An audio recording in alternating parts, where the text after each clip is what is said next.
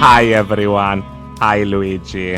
Hello, George. Today we'll be covering conservatives unknowingly getting paid by Russia, Kamala's new economic policies, and France. Vive la France. Let's get straight to it, Luigi. First, we have a number of high-profile conservative influencers in the US have said they are victims of an alleged Russian disinformation campaign after the Biden administration accused Moscow of carrying out a sustained campaign to influence the outcome of November's presidential elections. Tim Pool, Dave Rubin, and Benny Johnson published statements on Wednesday evening addressing allegations that the US content creation company they were associated with had been provided with nearly 10 million from Russian state media employees to publish videos with messages in favor of Moscow's interests and agenda, including over the war in Ukraine. Now, the Justice Department, Luigi, did not name the company, but careful reporting by The Guardian and others has revealed that it's most likely Tenet Media. You can check out their YouTube page for a taste of what Russian-flavored propaganda looks and sounds like. Sounds like wasn't that like a Christopher Nolan movie? Tenet. Oh, yeah, Sounds there kind was. of dark. Yeah. I didn't watch it. I had a look at them. So it looks definitely legit. Just to What make George, clear, what George is trying to say is it definitely doesn't look legit. 100%. Just to make clear, Luigi, Merrick Garland, the U.S. Attorney General, said that the influencers, Tim Pool and the rest, had never been told of the company's ties to Russia. But it's still funny because these fuckers keep screaming how independent they are, which they're anything but, either in funding or ideologically. First in funding, Whoopsie, they just got caught getting funded by Russia. And second, ideologically, I guess when you're being softly nudged to be pro-Russia for allegedly 100K per episode, kind of explains why you're so anti-Ukraine, right? Ukraine is the enemy of this country. Ukraine is our enemy, being funded by the Democrats. I will stress this again. One of the greatest enemies of our nation right now is Ukraine. Comrade, 100,000 is peanuts, comrade. When you stand up for what is right in the world. Exactly. That's Vedania, comrade. Nostrovia. These are not serious people, dude, with serious views about serious matters. They will say anything for coin, Luigi. And yeah, so, I mean, I know the US Attorney General definitely plays favorites with countries. Doesn't mean this didn't happen. Any thoughts? Sorry. No, I mean, isn't it really funny that what is it now? Like 4 years after the whole Trump Russia Gate thing, like it's actually happening a little bit, like on a mini level. Yeah, but with people on the right. Yeah. I guess, Luigi, it was always happening on a mini level. That's the thing. But CNN and the rest overplayed their hand, including the Democrats who were investigating Trump for it. They appointed fucking Mueller, didn't work out. But yeah. The mini episodes keep happening, yeah. And as I said, I mean, others do it, folks, and they don't get prosecuted for it. It's a little bit of a situation where, since I'm gonna, like, if you're Tim Pool or, Dave Rubin, I'm gonna be shitting on Ukraine anyway, because that's my agenda, right? I want, like, Trump to get elected and to pull out of the war because I'm really principled and I'm against all wars. But I'm for, like, the mini genocide in Palestine, whatever. Setting that aside. I think Tim Pool maintains some distance from what is happening with Israel. I think he does not care about it. But yeah, I get what you're saying. The larger point is, if I'm gonna be shitting on Ukraine anyway, might as well get paid for it, comrade. I think that's kind of the situation. 100K per episode. And I guess what you're alluding to, the golden question is, why does Trump hold these views? Because Tim Pool essentially is gonna follow the views of their leader. Yeah. Trump, I guess, is an open question. I mean, okay, I'm not gonna go into Trump's let's connections. not on this episode. Let's not on this. He does have some, but yeah. I mean, okay, just to sort of encapsulate this, Trump is a simple animal. If you sort of give him a little bit of money for his campaigns, and then you stay at Trump hotels when your delegation Oof. visits, And you compliment America. him. Sorry, yeah, and Yeah, you, and you yeah, compliment him a publicly. lot, a lot. He's gonna do whatever the fuck you want. He's in your pocket because you are both giving him money and you are playing to his ego, to To his his like baser instincts, Luigi. yeah, to Yeah, his narcissism. To his yeah, yeah, narcissism. Yeah. that definitely. And he loves the strong men that love him back. So the great Luigi Orban, great Orban, The very leader of strong. Turkey. The leader of Turkey. He hasn't mentioned that one in a while. Orban, Yeah. I don't know what Orban's been doing, but he keeps mentioning him. Just wanted to say that when I say before the conservatives get really uppity about this, when I say Russian connections, I mean we held the most beautiful beauty pageant in Moscow. It was very beautiful, Luigi. And another funny thing I need to point out about this article, we didn't mention it, Luigi. It's the picture of Tim Pool. That is not Tim Pool, folks. That is not Tim Pool. I don't know who this fucker is, Are you but sure? Are you yeah. sure? Because, like, I okay, mean, you be it's the judge, but this is Tim Pool, Luigi. okay. So first of all, what serious Yeah, the person guy we after know. the age of 20, bold or It's not, because of wears this, Luigi. You who know wears a now. fucking beanie? Dude, you are not 15 years old. Like, take the beanie off. Never, never. But the Guardian doing the Beanie Man dirty. Couldn't even do him the courtesy of finding his actual fucking picture. Any fucker with a beanie will do, Luigi. Exactly, exactly. I mean, all fuckers with beanies look alike. I mean, what the fuck? What the I mean, fuck? I mean, okay. Honestly, seriously though, if Who you're is wearing this guy? if you're wearing a beanie, glasses, and you have a beard, He like doesn't wear glasses, how Luigi. much surface area? Oh, Tim Pool He doesn't wear doesn't. glasses. He doesn't. That's another clue, folks, that they did my Beanie Man dirty, my favorite right winger. If anybody knows, this is an open call, people. Let us know in the comments. Who is this motherfucker? Tim, if you're out there, Tim Pool, Team Team Deadpool, Paul. Team sue them. Beanie Man. Sue them, Sue Tim. them. Sue the Sue them Guardian. for your beanie rights. Sue Team. them. You have rights. You might even get 100K out of it. And you're gonna restock that supply because that Yeah, one's man. out. That one's Yeah, out. yeah. So let's move on, Luigi. Let's move Let's on. move Let's to do. the I mean, okay, serious. occasionally on this show, we also do serious stuff. Occasionally, sometimes when we're Kamala feeling like it. Harris. Kamala Harris had a rally in Hampshire, New Hampshire. Luigi. Alama Harris, Kamabla. communist Kamala. He's really gone for the communist shtick. She ruined California. I mean, it's so fucking predictable. She's slightly more communist than Xi Jinping. A very strong man, Xi Jinping. He's very strong. He respects us. He respects me. He doesn't respect Comrade. I don't know why she's a comrade. He should respect her. What the fuck? I get confused. I'm old. But let's get serious, Luigi. We're going to go through her speech. She had a rally in New Serious. Hampshire. She had a rally in New Hampshire. She unveiled some more of her economic policies. I have my notes. What did you think?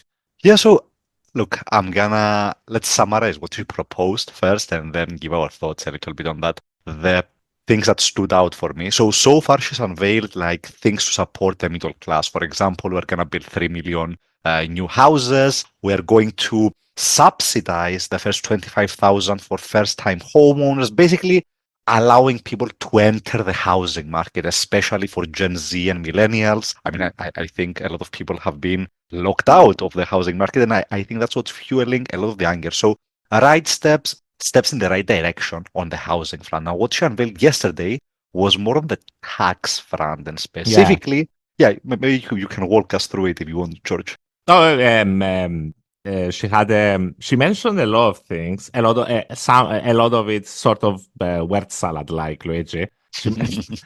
I mean, she wasn't clear. I was trying to really hone in on what the fuck she's saying. On purpose. On purpose. We are not clear. 100%. I believe that as well. But I'll start with the clear stuff. A small business 50K tax deduction, which is currently at 5K, and she calculated that it's about 40K to start a small business. Maybe sounds about right.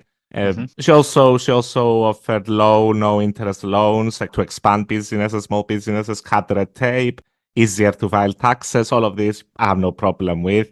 Maybe, yeah, I mean, maybe give them 40K, but yeah, whatever. Yeah, by the way, the funny part about that is that, like, if you read any news article, it's like Kamala Harris proposes tenfold increase in new business subsidies, Yeah. grants, whatever it is. And you're like, yeah, dude, you took it from 5,000 to 50,000. That's tenfold, but like maybe the previous base was ridiculously low. Just maybe. I'm just thinking out loud here. Luigi Anyway. and numbers. Explaining now. Yeah, I mean, if it starts from a really low level, those multipliers get really high. Yeah. She mentioned, Luigi, a billionaire minimum tax, which I thought, first of all, too few billionaires, because I mean, when I usually read about these serious wealth tax proposals, it's usually something like anyone with over 5-10 million in wealth gets taxed about 1-2% of that wealth for one time, let's say, and that gets you a lot of billions. I've never seen the billionaire minimum tax approach. And I'm not saying they don't have a shitload of money. Sorry, Luigi, but I'm just no. It's not okay. It has been dubbed the billionaire tax. yeah, But 100%. what she basically proposed is that if you have over 100 million in assets, then she proposed a 25% tax on capital gains, on unrealized capital gains. So let me translate that. Let's say I buy a stock today at $100 and it goes up to 200.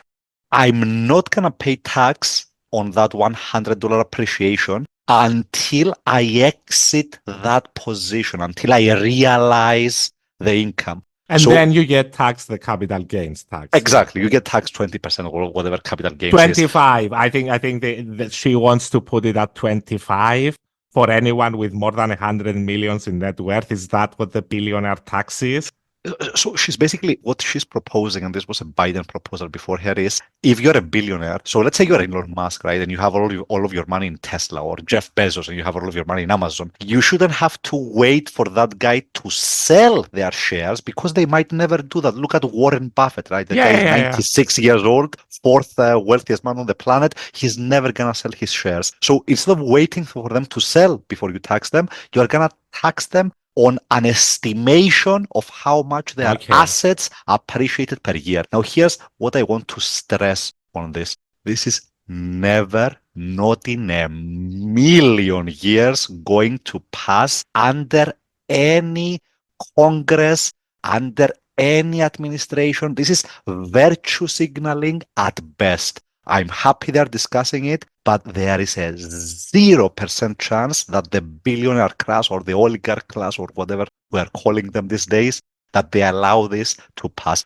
They're never going to let this pass. So it's a nice proposal, but it's totally unrealistic with the political environment that we have today. So it's complex. It's a complex tax, yeah. And of course, Luigi is right. I mean, this applies for everything. I still prefer it, Luigi, when they virtue signal this direction instead of the Hannibal Lecter is gonna rape us direction. I mean, yeah, obviously, you have to be realistic. And don't get me wrong. Like 5 or like 8 years ago, when Bernie was saying similar stuff, it was considered like the craziest thing ever. Yeah. Like this guy is a communist and Bernie, so on. I would say that Bernie did not go this super complex direction, though. I mean, Bernie knew that if he unveiled, even if he talked about a proposal like this, like he would be, I mean, they would like crucify him, basically. Oh, yeah, because they actually believed Bernie was willing to tax them. Yeah, exactly. So, I mean, there was another one, Luigi. There was another proposal she unveiled. The capital gains rise that she proposed. If you earn $1 million a year or more, the tax rate on your long-term capital gains will be 28% under my plan, because we know when the government encourages investment, it leads to broad-based economic growth and it creates jobs, which makes our economy stronger. Which is to take the capital gains tax, I believe, from 18% right now to 20, or from 20% to 28%. So basically raising the capital gains tax, but not as much as Biden had proposed. Biden had proposed to equalize capital gain investor taxes with income taxes, the regular people taxes. The reason this hasn't happened so far is that every time you try to do that, some right-winger comes out and says, "Oh, you're gonna kill innovation and investment. And Oh, good sir! You're harming the oligarchs." The real thing is, I mean, it's become plain that, I mean, people are gonna invest regardless of whether like the tax rate is 20% or Bow to 30%. your lords, you sheep. My duke will not be happy with that. For your duke owns the land you till. But I mean, what Luigi is saying, I mean, if the market is important and valuable enough, they'll be there. Take AI, right? The artificial intelligence revolution is gonna happen regardless of whether the investment tax is like 21% or 28%. Like nobody gives a shit. Like the returns are there to make that worth it. And when you're an important economy like the US, of course, you should be taking advantage. You shouldn't be trying to emulate fucking tax haven island nations in your approach to corporate taxation. So I guess, Luigi, the fact that Biden has a better capital gains tax plan, I feel like that explains Bernie's allegiance. Yeah, I agree. And look, to your earlier point, I totally agree with you that it's better that they're at least putting, like nowadays, they're at least talking about this stuff, right? The mainstream candidate of one of the two parties is proposing a billionaire tax. Let's say, is it gonna pass? Fuck no. But at the very least, it's within the spectrum of conversation. You are not a communist if you mention it in the future, right? So so maybe this, like in a weird way, maybe this paves the way for someone else to actually implement stuff like that. It's a work in progress. It's a work in progress is what my co-host is saying, people. So we have some updates on the debate next week. So we finish up with the United States with the debate between Kamala, Trump, and ABC News on the 10th of September. At last, the rules have been finalized. Now the Kamala campaign. What are they doing? Mud wrestling? Well, what are we doing? The Kamala campaign had made an audacious play to have the mics unmuted throughout the debate. I guess they're trying to recreate the first Biden debate when Trump came in, and I quote, he came in too hot. I think that's the verdict on that one. Anyway, mics will be off when it's not one's turn to speak. It's 90 minutes, Luigi, 2 breaks, no audience. I don't know how I feel about the no audience. Whatever. I mean, I'll take it. I'll take any debate. Luigi, they're going to fight over who's going to be in the audience. So I guess, fuck it. I don't mind the no audience. Yeah. In any case, I don't mind the microphones shut off either. I mean, I don't care. Trump. Yeah, I don't care either. I mean, maybe Trump had like higher percentage chances of like imploding. Yeah, but I mean, still. I would prefer to have them unmuted, to be honest, because I expect my candidates to be able to converse with each other. But whatever, I don't care. I don't really care. I mean, if you go back to an election where Trump was not one of the two candidates, and I mean, you have to go pretty far back at this point. Yeah. Like it used to be a normal sort of civilized debate. We wouldn't even be having the conversation about the microphones being turned off, right? Because nobody would be that. Is rude the right word for this? He's a barbarian. Basically, to go. I get overexcited, George. Yeah, I came in too hot. It was too hot. Something I really don't like, Luigi, with the American debates, the candidates will not be permitted to ask questions of each other. What is this? I mean, Yeah, I don't they get that. can't question each other, Luigi, but they can endlessly accuse each other of shit. Who makes these fucking rules? And I mean, ChatGPT? yeah, and I mean, okay, it's up to it's up to the channel hosts to like press them if they don't answer the question. No, let the other candidate say you didn't answer the previous What the question. fuck? It sounds so stupid that because they're gonna endlessly accuse each other, credibly or not. So why not question each other? It's fucking stupid, Dude, dude. I'm telling you, at this rate, like we're gonna end up like in 2 election cycles, it's gonna be mud wrestling. It's gonna be you're not allowed to ask questions of each other, you're not allowed to speak. You can You're only allowed wrestle, Yeah, and yeah. Joe Rogan will commentate. Yeah. Should we finish up then, Luigi, in Yeah. high spirits with France?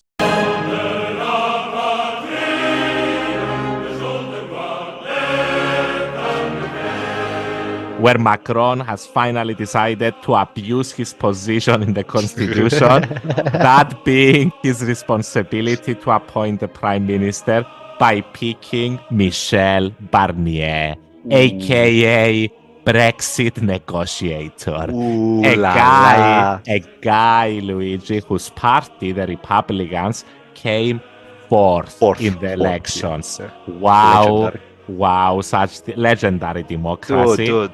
I mean, great decision, two great decision. I mean, Macron. I mean, the guy's a grandmaster. He's on a grandmaster level of He's on a making streak. shitty decisions. Yeah, he's on a streak of shit, and this podcast salutes him, people.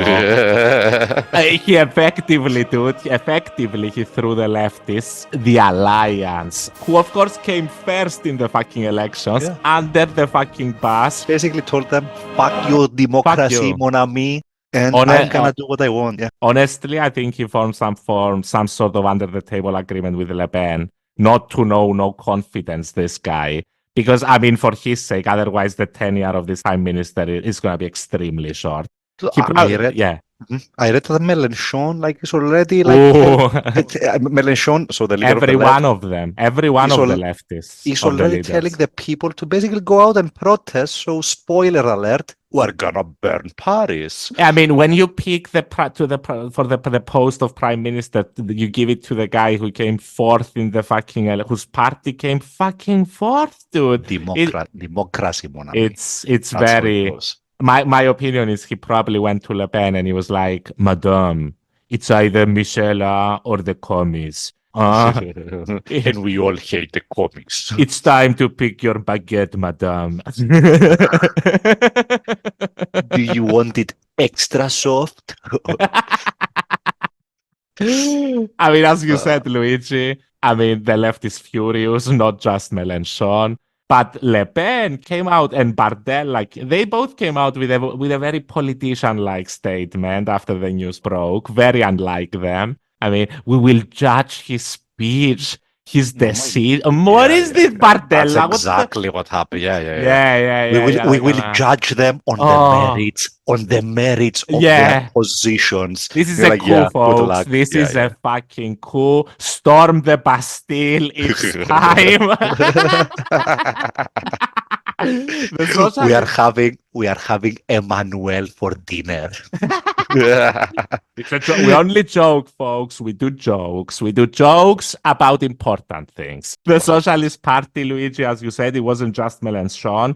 I mean, he was like, in all democracies, it is the coalition that comes out on top that is called upon to form a government. Never the party that lost the election. This is bad, folks. This is bad. Come on. I mean, this is crazy stuff. No. Not good. Not impressed. Not impressed with this choice. So, I mean, is it fair to say, and maybe let's end on this, is it fair to say that France is going through its worst political crisis in recent memory?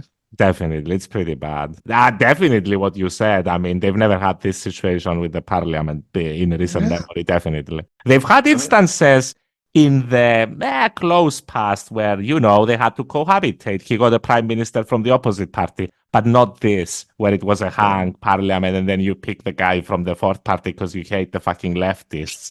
Talk about self-inflicted wounds. Like there was zero reason for any of this to happen except for meaning or little Napoleons. I don't know, like Gambit or Yeah. I still don't understand. Baby tantrum.